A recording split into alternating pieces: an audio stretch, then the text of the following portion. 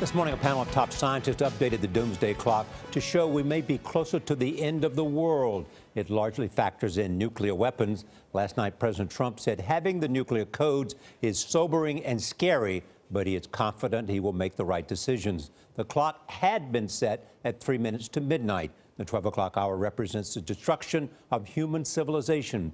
The Bulletin of the Atomic Scientist magazine first set the clock 70 years ago. It's been adjusted 21 times since. Kris Van Cleave is at the National Press Club in Washington, where this year's clock was just unveiled. Kris, good morning. Good morning. Just moments ago, that Doomsday Clock moved forward 30 seconds. It now stands at 2.5 minutes before midnight. That's the closest to midnight, or the end of the world, as it's been in 64 years, showing that this panel has real concerns about what the future may hold.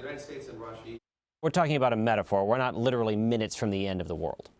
Well, it is a metaphor, but we are literally minutes away from a nuclear exchange should someone press a button. The Doomsday Clock ticked 30 seconds closer to midnight, in part, the experts say, because it's President Donald Trump's finger on the button. Prior to taking office, he called for the U.S. to strengthen and expand its nuclear capability. Does the election of a new president who might be more hawkish, is that grounds for moving the clock? Those are the issues that the Science and Security Board take into consideration. We very rarely make a decision based on an individual. The Bulletin of Atomic Scientists debuted the clock in 1947, setting the initial time at 7 minutes to midnight because, according to the artist who designed it, quote, "It looked good to my eye." The hands came the closest to midnight, 2 minutes away, in 1953, after the U.S. and the Soviet Union tested their first hydrogen bombs. This seems to me to be more a day for a searching of the human soul, perhaps, than for any kind of scientific celebration.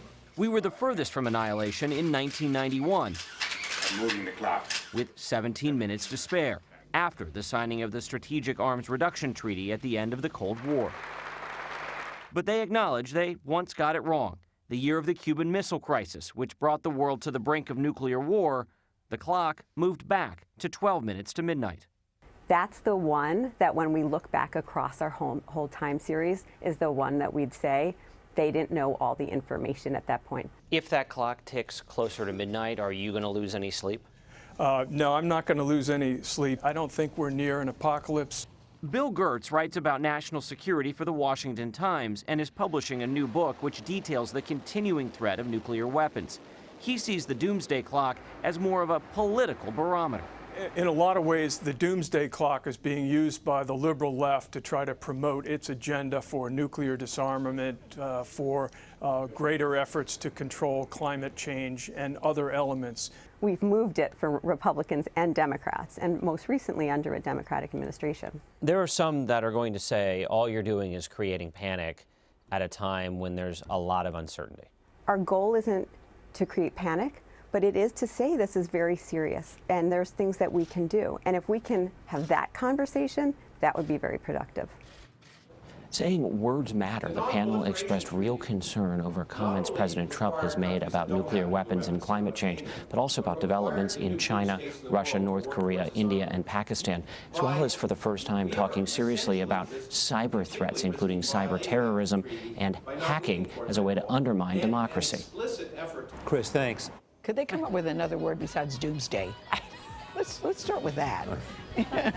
I know. It sounds like you got to be Very ominous. Yeah. Very ominous. Yeah. I know lots of people who worry about some nuclear accident more than they worry about anything else in the economy or anything. Stealing it or some accident or some computer going wrong, something like that.